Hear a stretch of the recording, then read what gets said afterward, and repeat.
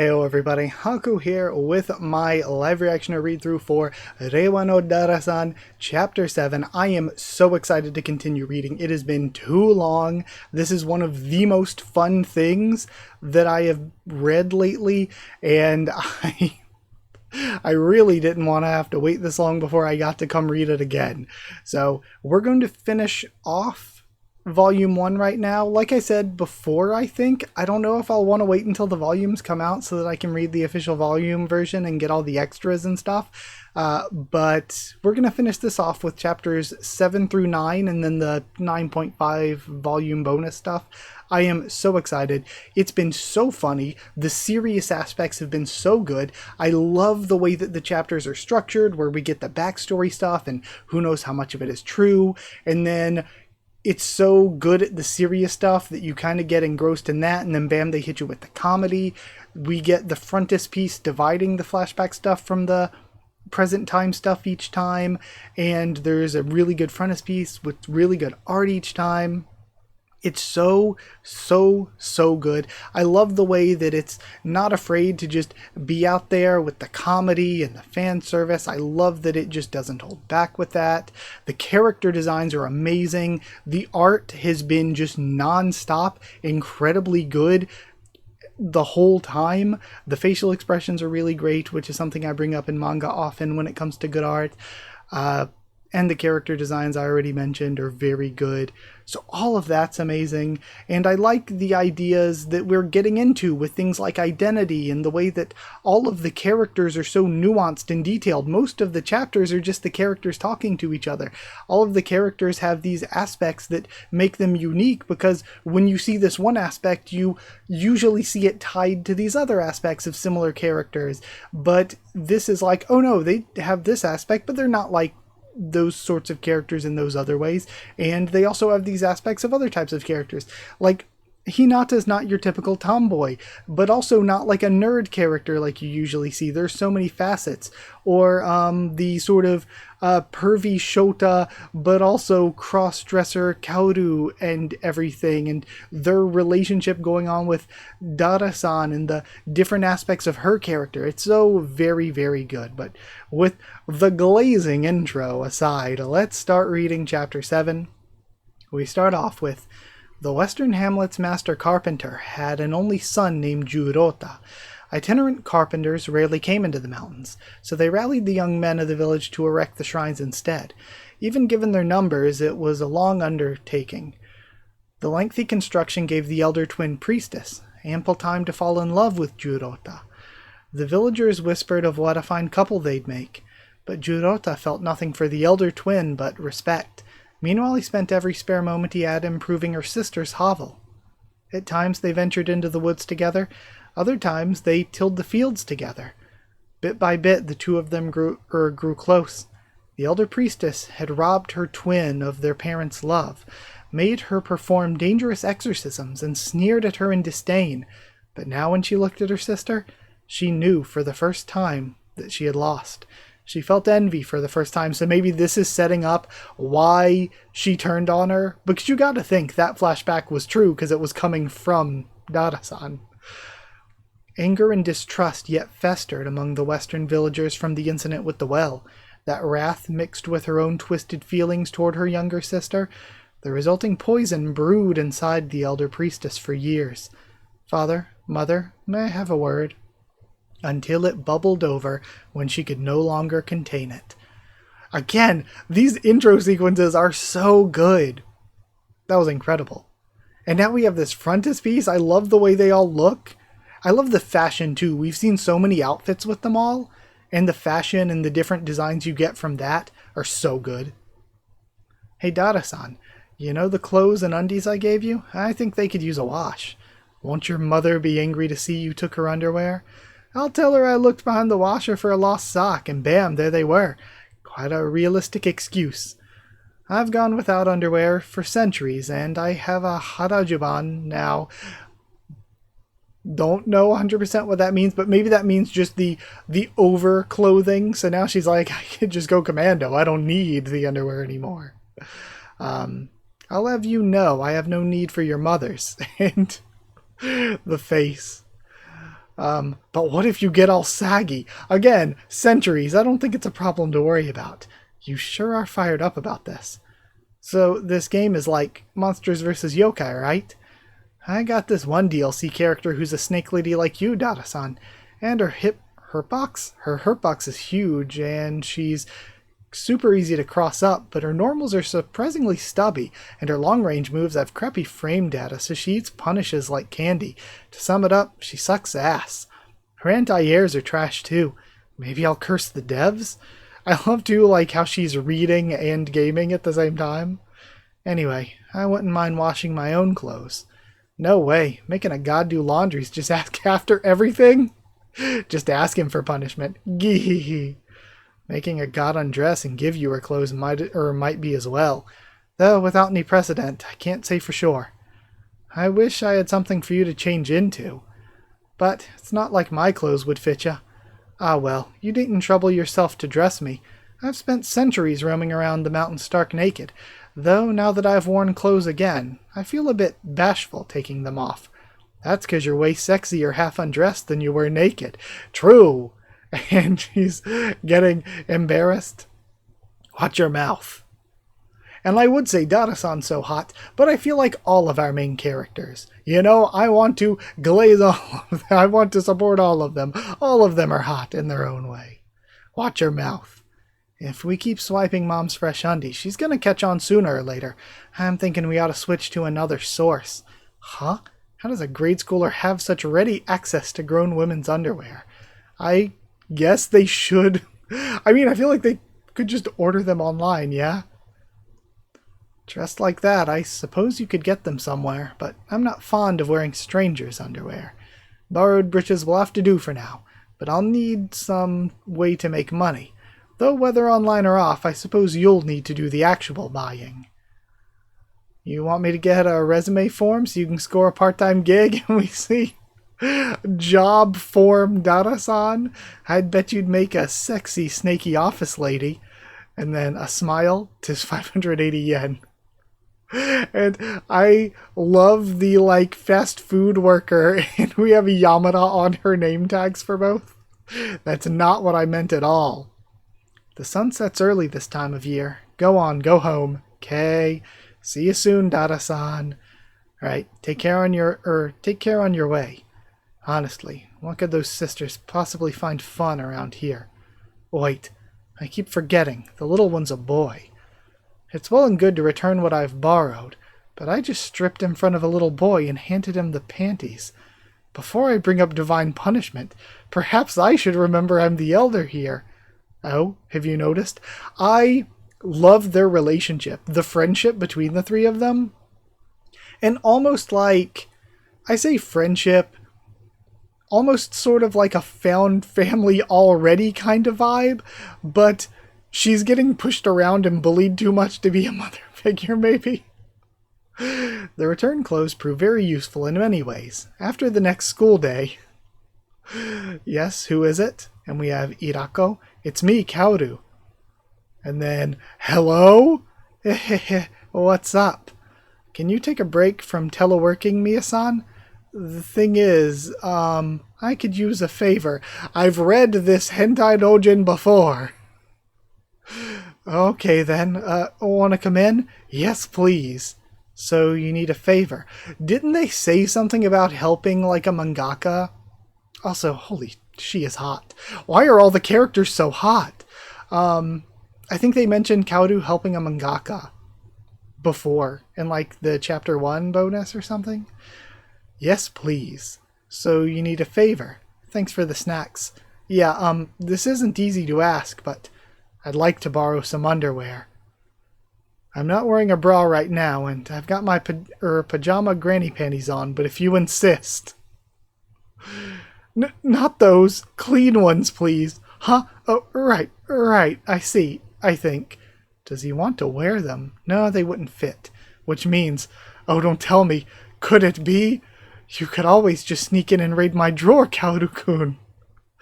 These may look plain, but I take it the texture is what matters, if you get my drift.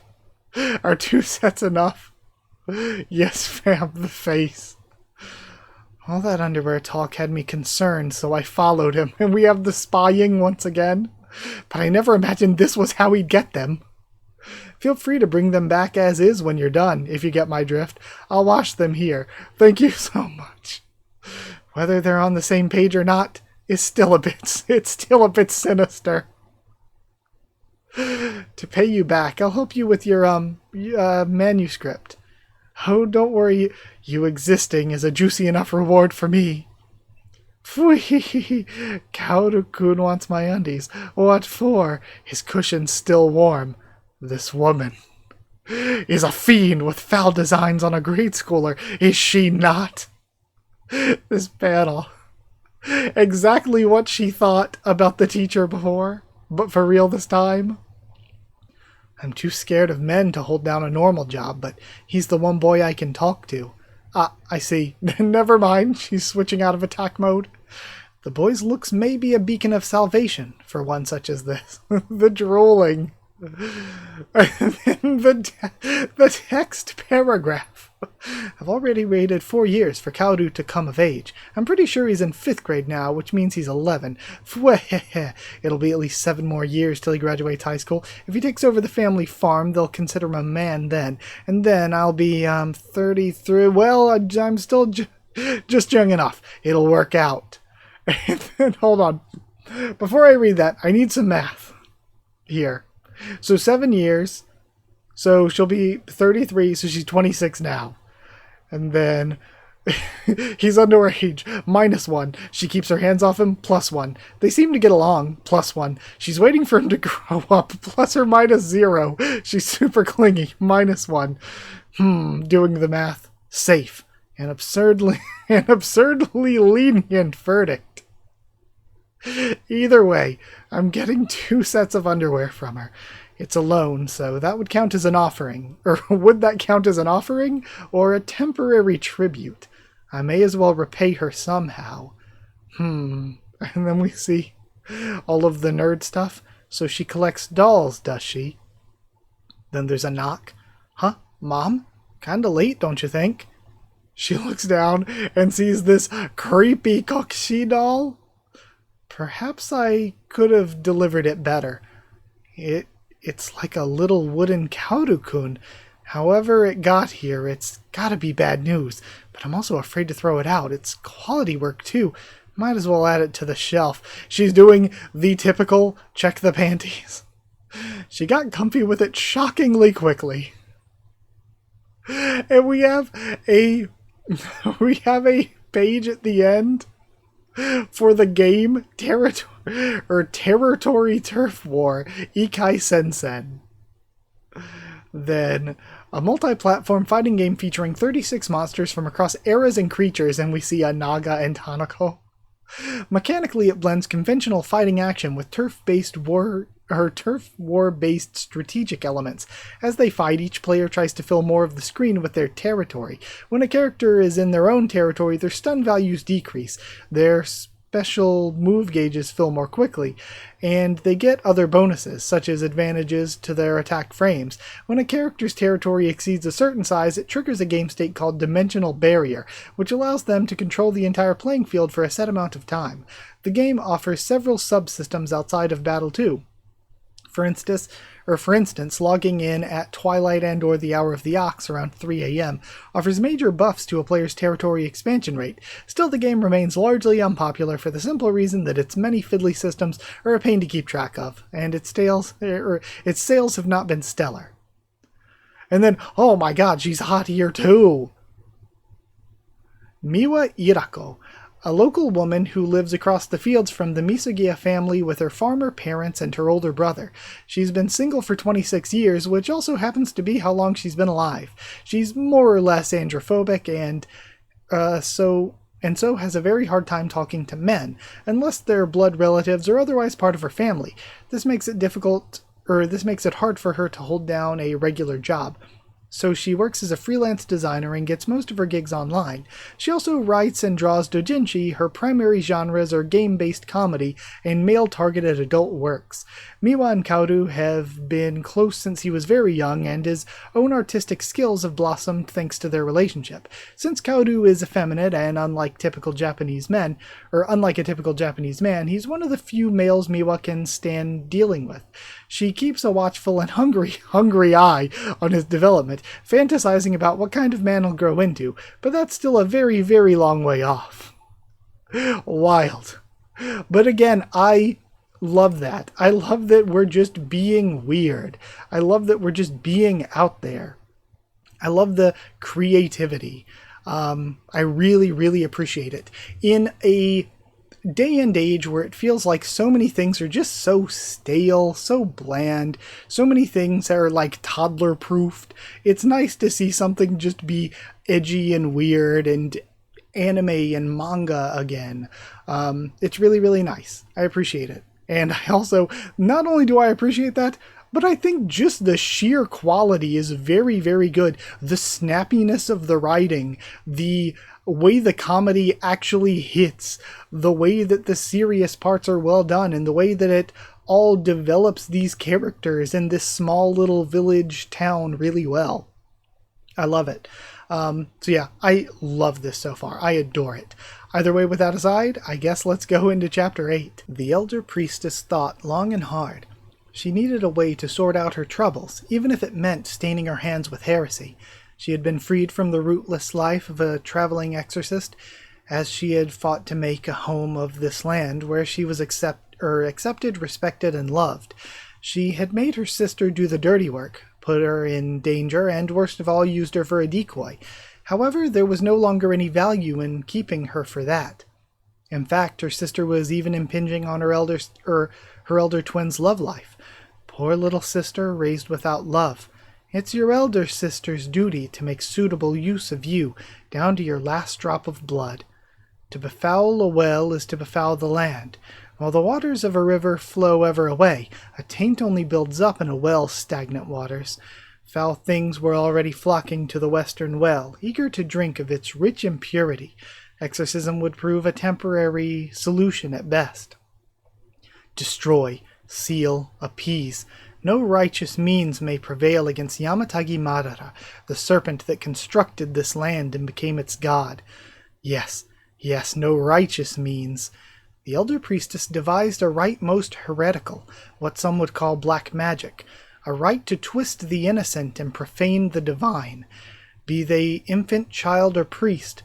In other words, an unholy art that would make a hated fetish of her twin sister, cursed, defiled, and reviled. The elder priestess would create a powder keg with life itself as fuel, which she could detonate to bring calamity all around, be they god or man. And I love how we have seen how they try to present Dara-san as like this outward evil, but we see the inward evil seeping out and building up, much like the well, much like the Western village itself, with the older sister. With this weapon, she would bring the fight to Yamatagi Madara, now weakened by their first battles, and purge what dregs of the thing still lingered. Father, Mother, may I have a word? I've determined the source of the well's defilement. She would put an end to both the tainted water and her sister in one swoop. It's my sister. The eastern seal has grown lax under, and it censors, care. What? The eastern hamlet has always been poor. They rely on selling labor to the west to make ends meet. The lines of this hierarchy are worn into the land itself. Dara, I'll just say Dara, was tasked with guarding the lesser east. Surely years' worth of jealousy toward us is coming to a head. She may have weakened the seal to release Yamatagi Madara's taint into the soil and destroy the well. Water is the east's only strength. She must have noticed that. So it's revenge, is it? She should be grateful that we raised her instead of stoning her at birth. And again, they project onto her the things they themselves think, like revenge. Their parents realized the younger twin might also bear a grudge against them, thus they took the elder sister's words to heart. Especially with the well closed, discontent stirs among the people of this hamlet. If we continue to neglect it, they'll blame us for banishing the great snake. We might even end up taking the blame for the tainted well. We must cut calamity off at its source. And we're building, we have one more this volume. We are kind of building this really, really well. The tension is high for me. I need to see what happens. And okay, we're getting these characters. I was going to bring up, once we got through this part, before we got into the present day, that we ended last read through getting hinted at this new character, but we hadn't seen her show up. But now we're getting it here. And again, both of the character designs are so cool. Why is everyone so hot? The character designs for these two look incredible. And this actually, the frontispiece has some dialogue for us this time. We're lucky there weren't any casualties before the shrine and fence got fixed. Though it won't be so lucky if Yamatagi Madara's on the loose, flexing its power somewhere out of our jurisdiction. Even if we call it back into the rebuilt altar and enshrine it in these mountains again, we'll still have a real terror on our hands. I wonder if they will interact in a normal way with Dara-san now that she's, Dara-san. Ask around town later, Uncle. Find out if anyone's gone missing lately. I take it we don't want word going around that people vanishing up here. I take it we don't want word going around about people vanishing up here, even if it's only rumors and hearsay. See the annual suicide stats lately? How many idiots do you think would flock out here if they thought they could just vanish without a fuss? We can't let this become a hotspot for permanent getaways. Hey, that's the same priestess who came when they rebuilt the shrine. What's she doing here? It'd be a pain if she found you two here, so I hid you straight away. First rebuilding the shrine, then what I saw during the consecration ritual. She's a priestess with authority beyond her years. Our scent likely still lingers in the world of life. She might sniff us out. Whoa, we really can't touch the stuff on the other side. It's like we're ghosts. Children, listen for once. You realize I've spirited you away, yes? For real? That's amazing, Dara-san. Just like a real spirit. What do you think I am, exactly? I, again, love all of these types of gags. They're so good. I love all of the gags they've done. They nail it so well. Also, the facial expressions are so good. Huh, so this is what getting spirited away is like. I can't see the sun or the sky. There are many ways to spirit people away, but when I do it, I bring them into the spirit realm, a plane a bit askew of yours. The deeper you go, the greater the peril, but not the distance from the real world. And then we see depth does not equal distance. We have the world of life and the spirit realm, and we have where they are. No matter how deep in you are, a talented medium could find you and bring you back, provided they do it quickly enough. What if they aren't quick enough? And then we see easy to reach and risky just to look at, the miasma gauge. A fresh arrival to the spirit realm, still normal, transformed by their long stay in the spirit realm.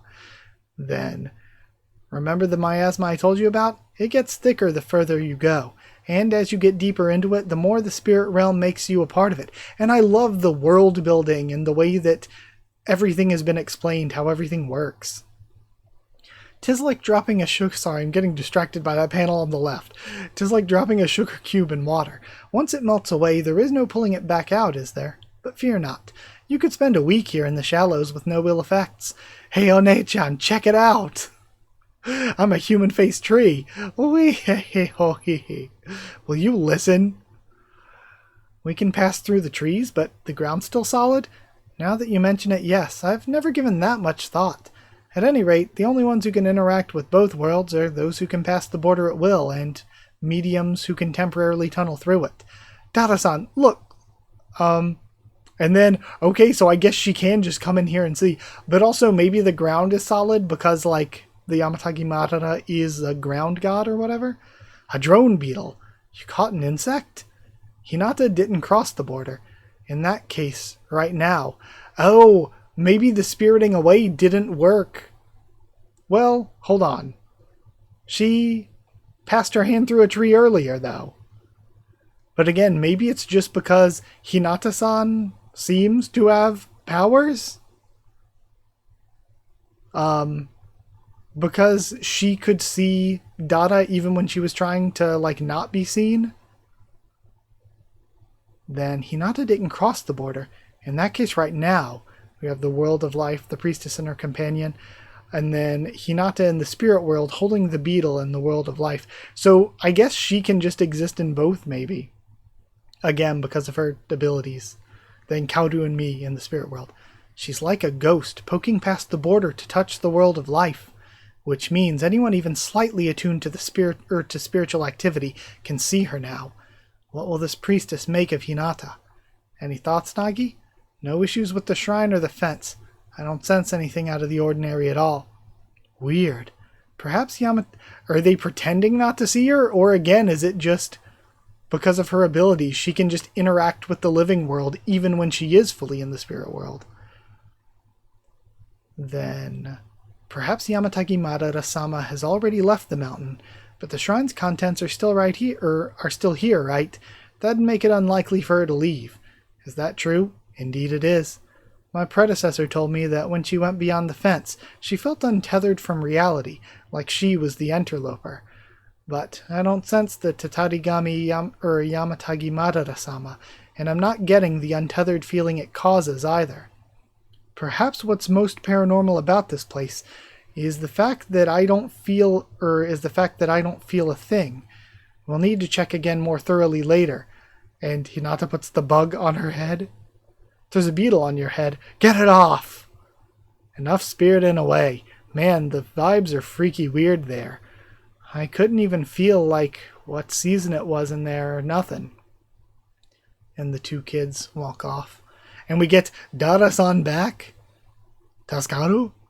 Then, no, they're just watching the exorcist walk off. Do you usually hang out in the spirit world? Huh? Yeah, well, now and then. That young priestess may not look the part, but she repaired and reconsecrated the shrine flawlessly.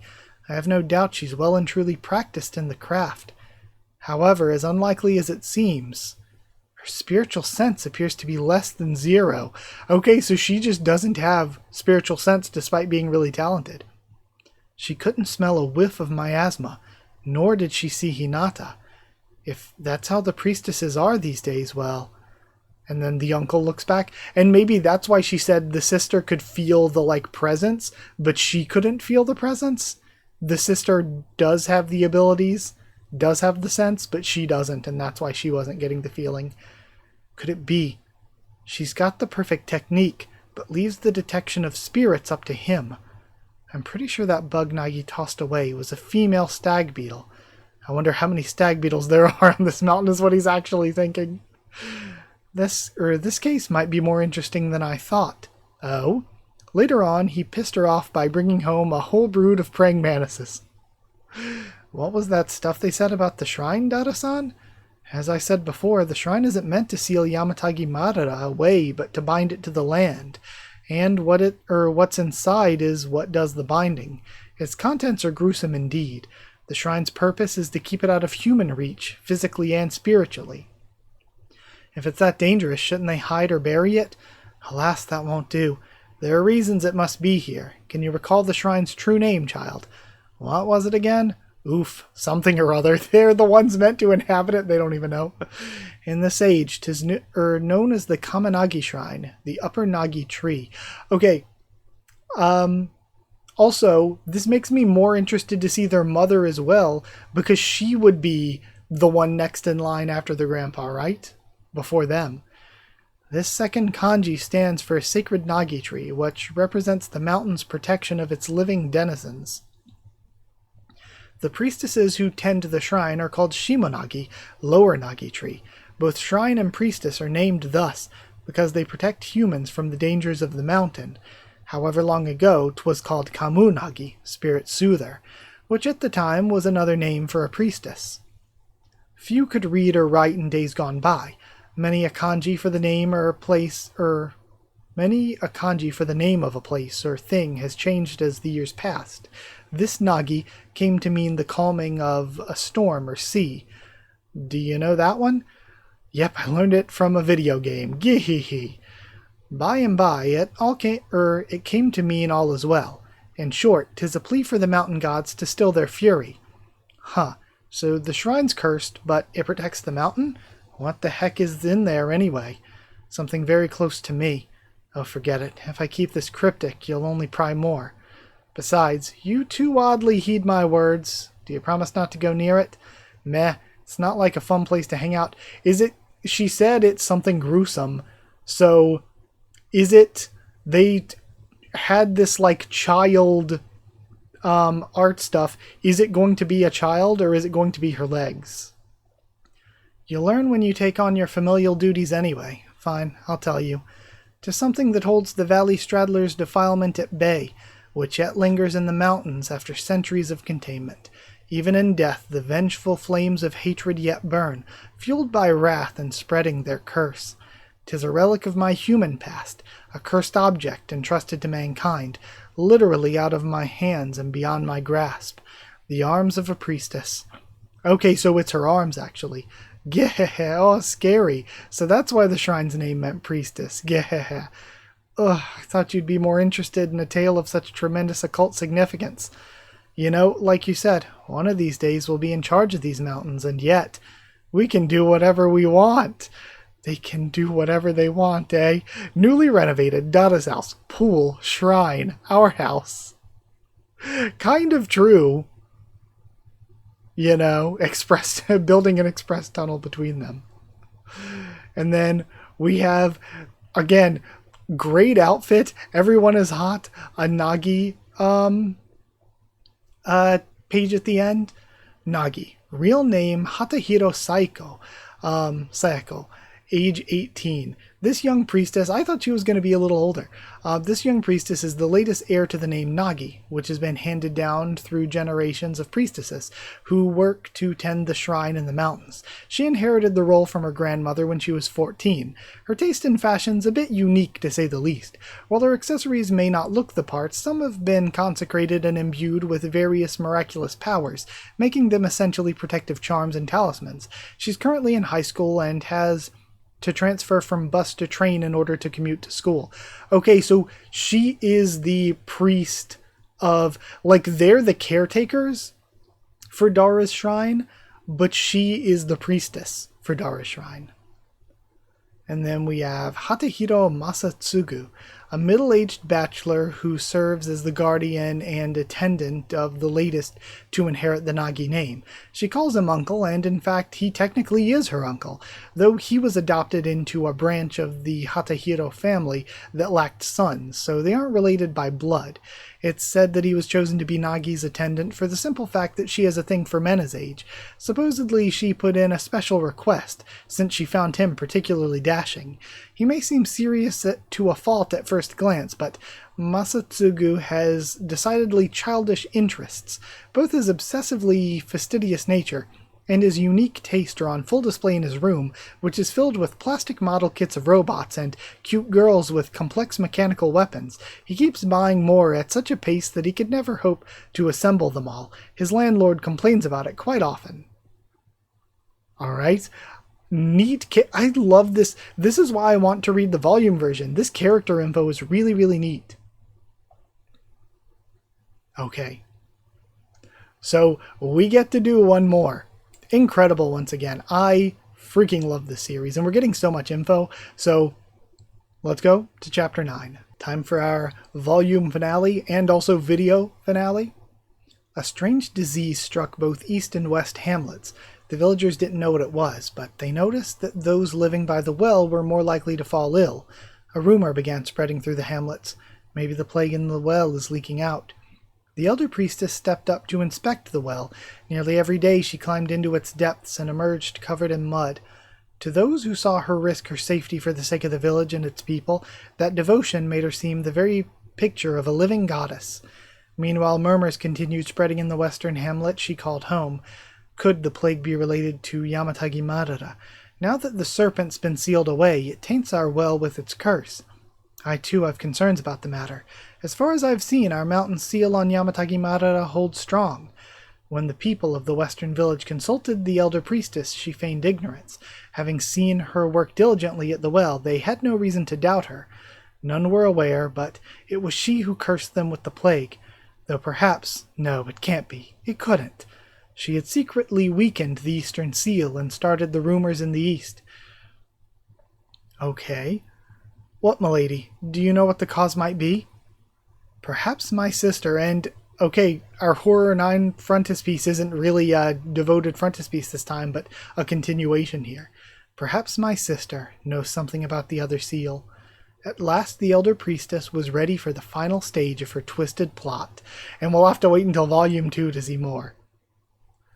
You've come alone these past 2 days. Had a spat with your sister, have you? Nuh-uh, no way. She's off on her school's fall trip for 3 days. Huh. She'll be back tomorrow, right on her birthday. Huh. Our family parties that night, so... because your parents work in town, I take it. Why don't you come by when it's still light out? Directions to One-chan's B-Day party. What on earth are you saying, child? Twere it anywhere else, maybe, but not indoors. Sit down. I am sitting. Today's lecture is on the properties of houses. A lecture? Houses and apartments are worlds of their own in a way. A sort of spiritual border marks them as the domains of those who dwell within. Hallways connecting single-room apartments are okay. Apartment complex lobbies are usually okay. Department stores, public parks, etc. are okay. And private backyards without a gate are fine. Okay, so it's just not a sealed area. Once it becomes a sealed area, it becomes owned when it comes to spirits. Huh. Spirit worlders like me and other maleficent spirits can generally enter human homes in a few ways. We can possess people and partially mix with their ensnared souls, or drench ourselves in miasma and forcefully tear through the veil. These cause more than a little harm to nearby mortals, though they allow unfettered access as a trade-off. That said, they're clearly off the table this time. I'll have to enter the proper way. I must be granted permission. So, what's the problem? Well, it has its ups and downs. I'd enter as a guest, yes. Your house would become something of a half-spirit realm, if you will, until I depart. Humans usually can't see me because I'm in the spirit realm, see? If your house were to become the spirit realm, even halfway, I wouldn't be able to hide myself, including my bottom half. If someone showed up, it'd cause a panic. I'm half snake, remember? Well, Mom and Dad'll be at work, and Gramps will be out with his shogi club, so it should be safe until about 6. You really don't listen, do you, boy? So is the family party just the two of them? Well, I can't say there won't be trouble if I leave the mountain, but when should I arrive? Anytime after 10. Do you know where we live? I do. I've been to the Misugiya estate before. You have? Long ago, but yes. See you tomorrow then. This is so cute. I love just their relationship and everything. Then, right. He tells me his name as soon as we meet, invites me to his house. The boy's occult literacy could use some work. The next day.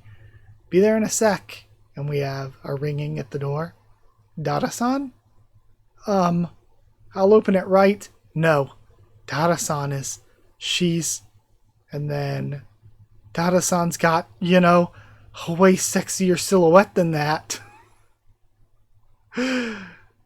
And we have a bang. I can't come in, let me in. And then it gets knocked away. It's me. What? 'Twas a local evil spirit, most likely. He'd not have brought it home from her trip, I'd wager. Oh, what was that? Sorry, I missed the box. It must have tagged along to haunt her. Yikes. I bring words of Wait, that won't do for you. Can I come in? I get it. You need to ask and get an answer. Of course you can. Come on in, Dara-san. And she floats in, kind of. The moment I stepped inside, the house became a temporary crossroad between the world of life and the spirit world. I'm impressed that he even noticed something was odd. Hey, One-chan, Dara-san's here. Yay! Hold up, what's with your lower body? Oh, this? Hey, you're right. Are those legs? I can't rightly slither inside as a serpent, can I? I've squeezed my snake side down to look tidier. I did not know she could do that. I dare not walk too quickly or else it might pop back out of shape. Whoa, sick. Does it feel kind of like squeezing your balls into boxers that are too small? I can't even begin to relate to that example.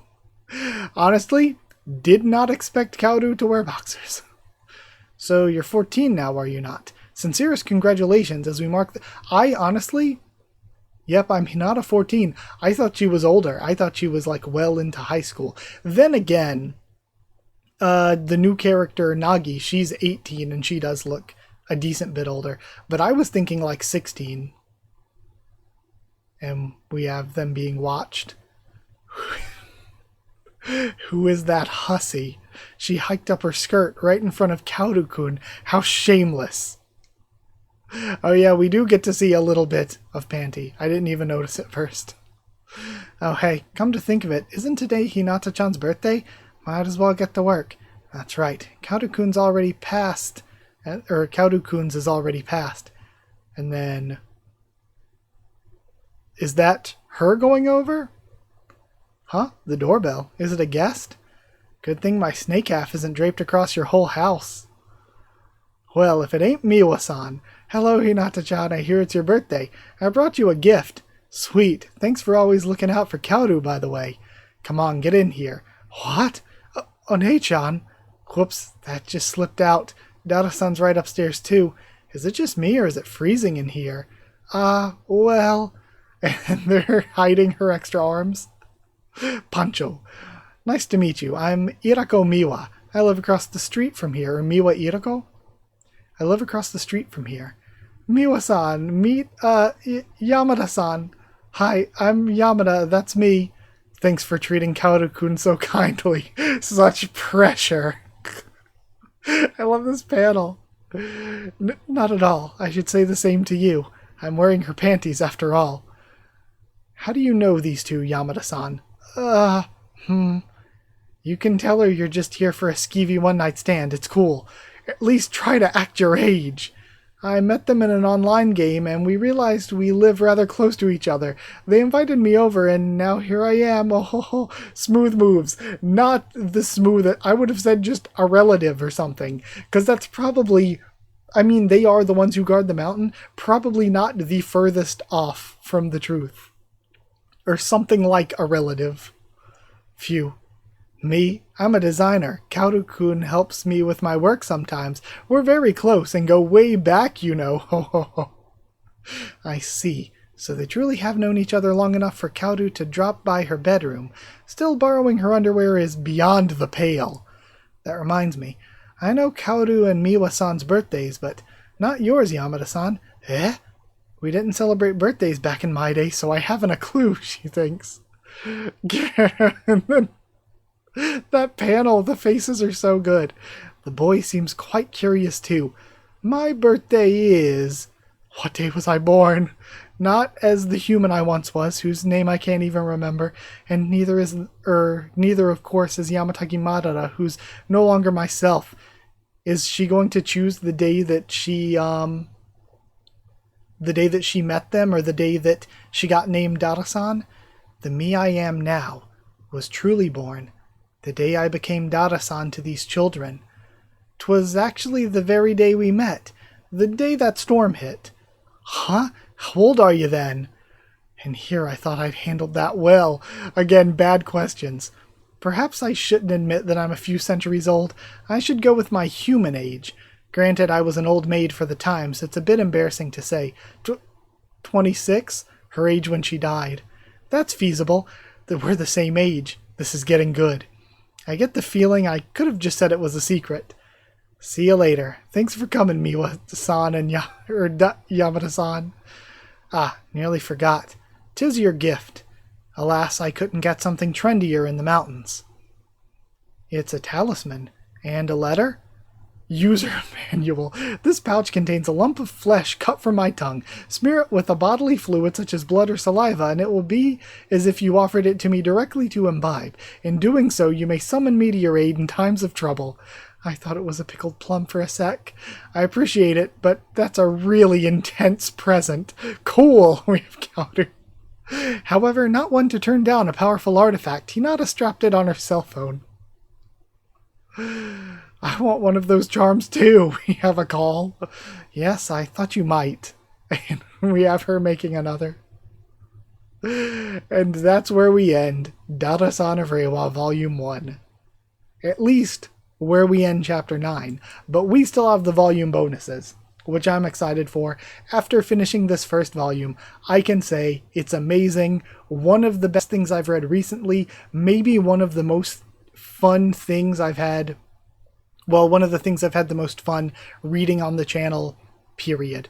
Like, this was so fun. The first read-through was fun. That second read-through was a joy. And this one as well. So much fun. I love the comedy. I love the characters. I love the world. And I praised a lot at the very beginning, but one thing I didn't even bring up is the world building, and the way that we explain how all of this different magic stuff works is so unique and interesting and different, but also I like the details. Give me the details. I think it's so good. Amazing. I love this. So with that aside, one last thing before we finish, let's go check out whatever the bonus 9.5 is. And this is titled Even More Dara-san 1. When their minds are worn down or their bodies enfeebled, even those without the gift of second sight may glimpse presences from the spirit world. The closer death is at hand, so to speak, the easier it is for the beyond to make contact. And we see the teacher. Depression is also one such state. Oh, I believe that's Kauru's teacher. He doesn't seem like he could perceive me didn't seem like he could perceive me at all before. Mayhaps something weighs him down. I really screwed up this time. I might have hurt Kaoru-kun. Huh? What? How? What did he do to a 5th grader that's left him so despondent? Hey, what are you doing out here, Naomi-chan? It's you. Miwa-chan. They're cousins. Naomi-chan. Okay? You know Kaoru-kun, right? He lives across from you. I mean, yeah, kind of, a little. Is she gonna get jealous here too? The thing is, I wanted my class to put on a little Halloween costume parade, so we held a class meeting about it. Now, this isn't an official school event, but if we join up with Class 1 and get teachers on board, we can get a permit to march in the shopping district. We can make costumes with scrap fabric from the home ec room. But please ask your families if they have anything else we can use. Yes, sir. Think about what you want to be for Halloween. Write your ideas on those worksheets and hand them in. You can make your costumes with someone from home, but I'm happy to help out. Hey, Sensei? Yeah? That was fast, Misugiya-kun. And Kaoru-kun didn't waste a second. He said he wanted to be... Holy shit! He said he wanted to be a succulent Dara-san. Dara-san, so funny. Oh, that's too much. And then also... Miwa, oh, that's too much. At first I was like, holy shit. But I'm tearing up. Seeing Dara-san's face at the bottom. Her reactions to everything are amazing. Especially when somebody says something and we get the, what the hell are you talking about from her? Oh my god. And they really gave you all with the volume extra. Again, I love how open they are with just the Kaoru fan service. Oh my god, the thighs, the hips, even the bulge. Jeez. Naturally, I told him to think of something else, but now I'm afraid I robbed him of his autonomy. I've been regretting it ever since. Is he going to have just another insane idea? What a waste. How could you be so cruel? Yeah, that's what I thought. For different reasons, they are agreeing. Then again, parading Kaoru-kun around the mall dressed as a succubus would be, well, you know, no argument there. What'd he go with instead? There are plenty of witch, zombie, or vampire costumes he could buy for starters. What did he say it was? It was some character I didn't know, so I looked it up. Let's see, here it is. And we have her. We have Dara-san spying in. Franken Maria, Sister of Slaughter. She's from a doujinshi I published last year, so this is your fault. And once again. Jeez. It's not obscene or anything, let him wear it. That's debatable. No, I think this is far less obscene. Like, this does not show that much. Especially, like, when not in an action pose like this, and with the low angle, you wouldn't really be seeing the thighs so much. And really all that's exposed are the thighs, really. Everything else is covered. Then, in any case, be sure to take lots of videos of Kaoru-kun on the big day, Naomi-chan. I don't think so. If a homeroom teacher spent a whole day filming one specific student, someone would call the cops for sure. His family can join in. Why not ask them? Good point. Makes sense for them to keep the camera on him. But what if some cosplay mad MILF sends him home with a twisted new fetish? Frank and Maria's arrival. His parents might be there, and the boy still wanted to be a succubus. I love Dara-san so much. But either way, I definitely singled him out by not rejecting any other students' first choices. Third option was Gorilla. Relax, I'm sure Kaoru-kun didn't give it another thought. Go home, have a drink, and hit the hay. I hope you're right. And I actually really like how Naomi is just genuinely a sweet guy. He's like, I feel bad that Kaoru wanted to be creative and all, but I had to say no. I had to put the stop to that. Maybe I should have let him go with his first choice after all. He looked okay, but I still hope he's not too bummed out. And then Dara-san reaching out from the other side. You've done nothing wrong. Huh? Think? Whose hand is that? Between his exhaustion and his dull spiritual senses, all Naomichi Fudeki could sense were Dara-san's hand and voice. Still, she had to let him know he'd made the right call. Again, much like the male swimsuit, making the right call. Thank you so much for picking up this book. Dara-san of Reiwa started out as a webcomic that I wrote and posted online without much serious thought. When I first started working on it, I couldn't have imagined that it'd stick around long enough to wind up getting collected in a print volume like this. This is incredible. This is one of the best things I've read. It's kind of almost a shame that they're so down on themselves about it. It's so good. Like, the serious aspects are so good. The comedy aspects are maybe the funniest I've laughed at things that were actually trying to get me to laugh in read-throughs. It's seriously incredibly good.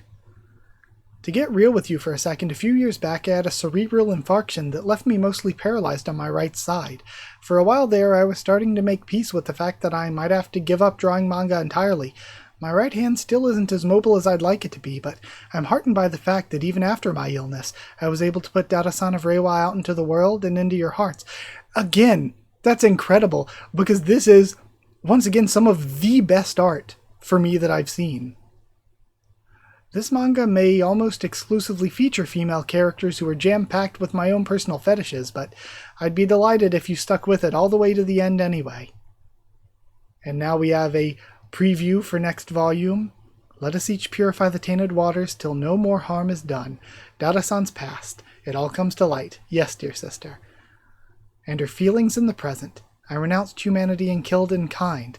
It's best you keep your distance from one with such sin on her hands. Coming soon. And then, here's what you really want to see in volume 2. You've got a home of your own, right? Let's go. I want to go house hunting. How can you speak such vulgarity with those adorable faces? We want to see. Show us your legendary cleaning skills. What is it that you expect? A house visit and a sleepover. Let's hit up the festival. Such courage indeed. And we have Dara-san of Reiwa. A big spread with all the characters here. So good. All the characters except the uncle's not included, right? Oh my god. Volume 1's on the shelves. He's so hot. In fact, the series now sold 2 million total? 'Tis only volume 1, boy, and that number's absurdly inflated. Okay, so it's just Kaoru lying. There's only one thing left to do now. Only one thing left to do. We've literally just begun. Come on, Dara-san. If you're gonna dream, dream big. Super cute babe. That's dreaming way too big. Oh, we gotta put out a super articulated model kit of a super cute babe. I would buy it. Absolutely. And we have all of the translators' notes. Mad respect to the translators for, like, keeping doujinshi and keeping all of the, like, honorifics and all of the Japanese stuff and not holding back with their explanations of things. Translators did a wonderful, amazing job, so shout out to them too. Incredible work. So very well done. Nothing but praise to everybody involved here. Amazing. That was one of the best first volumes of anything I've ever read. I love that. That hit perfectly for me. from the seriousness to the comedy to the ecchi, all things that I appreciate. How well done the characters are. I'm a big character guy. It is amazing. It's incredible. It is one of the best things I've read, and I will be going out of my way to support it as much as possible. I've wanted to share around all the stuff that the anime account has been posting to promote it and everything, but I have not been able to because I am suspended on Twitter for inauthentic behaviors. Apparently that's happened to like thousands of people, and I'm one of them. So I've been in Twitter jail for over a week as of recording this.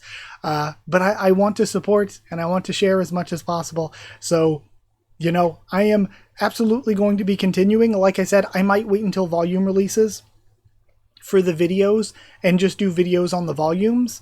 But I loved this. This was amazing. So we might be waiting once we get caught up to the current volumes, but we'll see. It depends. Do you want me to read the non-volume versions and then come back around and do videos talking about the volume release and just reviewing it and maybe reacting to the extras in the volume there if we just read as chapters are being released? Whatever you want. I just really respect the mangaka here, really respect the translators, everybody who worked on it.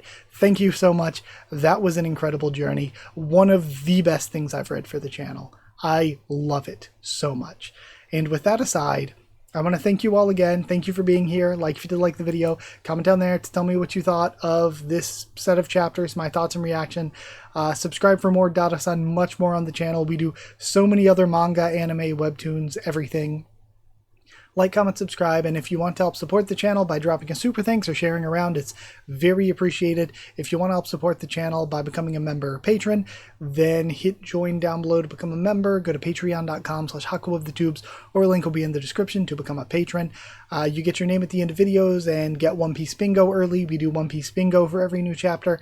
So thank you to people who are already members and patrons. Thank you to chosen regulars Evan Hawley and Bertie Wooster, Magical Girls, The D-Ben and Maru, Cheriton Student, David Langstaff, Slayer Candidates SG, and Stan Cedar, and Pure Element Pate Real. Thank you all so much for your support. Thank you all so much for watching, and I'll see you all next time.